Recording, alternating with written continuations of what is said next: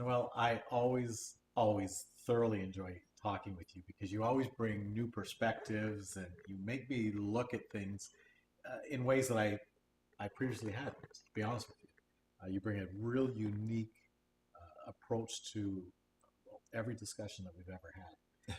This one on self care is no different. So I want to ask you a question. For sure. What isn't self care? What isn't self care?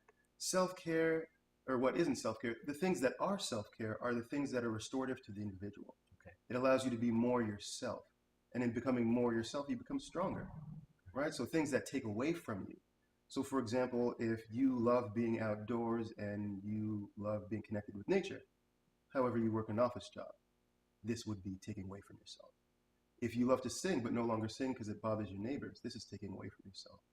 If you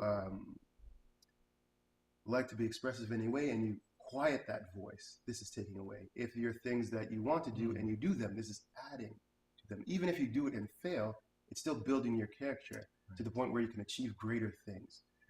If you want to think of self-care as something that is really restorative, bringing the person to their greatest inner potential.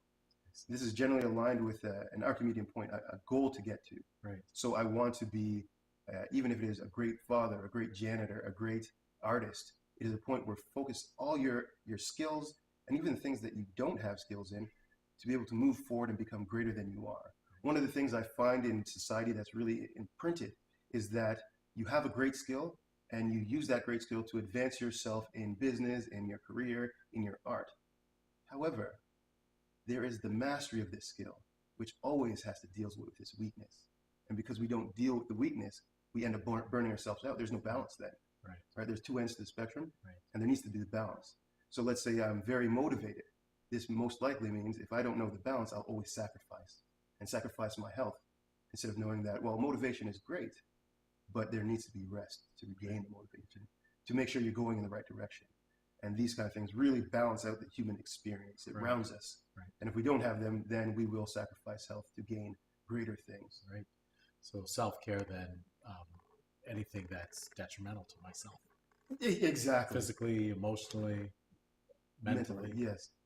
And I think we're just traditionally used to looking at the physical. My knee hurts, my back hurts, although we like to say it's age, not so much. When you don't take care of something, it breaks down. When was the last time you take care of your body? Right. You know, typically when I've heard of self-care, I always think of leisure, Mm-hmm. and doing leisurely things would be certainly part of self-care. Yes. Can self-care ever be hard work? Absolutely. It is hard work. Self-care is like a spoonful of tough love in with the fun stuff. Okay. Right? So it's looking at things that you don't necessarily want to look at, but what's going to make you go there or go to where you really want to get to.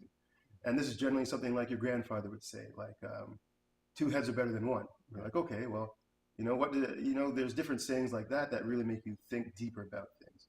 It's when you skim across the top, then you end up in trouble. When you have time to reflect, and reflection is definitely needed. If you don't have that thinking time, they used to call it, you used to be able to take a break and call it thinking time. Right. Well, this is essential for the human experience because we need to reflect. So we know if that was good or bad. Right. If we just keep going forward, we can continue to do bad or sacrifice things we don't want to sacrifice. Right. Often you can see this in the case of the busy father or the busy mother. They work so hard to bring what they find is restorative to the family, money, so they can have the things that they want. However, they take away from the unity of the family for that thing. Right. And the child never cares about the money, but only cares about unity. Right. So finding your balance there also helps create this stronger community within yourself. You know what you're capable of and how to stay balanced. Right. You know how to lead by example for your children. Your children then know what it's like and then can go out in the world and be balanced through themselves. Right. And this is what kind of steers away the anxiety and stress. If we want to think of self-care as something, it is always battling stress. Okay. Yeah. Okay. That's very succinct, isn't it? It seems those stressors in our body, the stresses in our life, these are all things that take away from the quality of living that we're trying to achieve. In the first place. Very good. Now, I know, again, you're an expert in exercise prescription, and you've prescribed a lot of various techniques over the years for people to help de-stress. Number one, for myself personally, you give me some advice to, I love nature, I love the water. Take some time for myself to go down and just as you said, meditate, reflect, be in that environment. Yes, yes, yes. Do you feel that we are somewhat victims of our environments today? Or Yes, absolutely. There's actually something that I call the perfect prison that we all start out in. And it's kind of like we are living our lives based on all the fears that we have. And that is our prison. Until we decide to take on these fears, we will never really start living. right, Right? So the thing that I might not be that great at this thing. When you decide, well, who cares if I'm great or not? I just enjoy it. Well, there goes down a wall. You start to stretch outside of that box that you were holding yourself in because it is secure. However, you can't really say you're enjoying life if you stay in that box, but you just are passing through it. right. Well, Noel, on behalf of all of us who want to have a quality life and a better life and want to live our best lives, I want to thank you for stopping through today and letting us know. Thank you very much. Take care.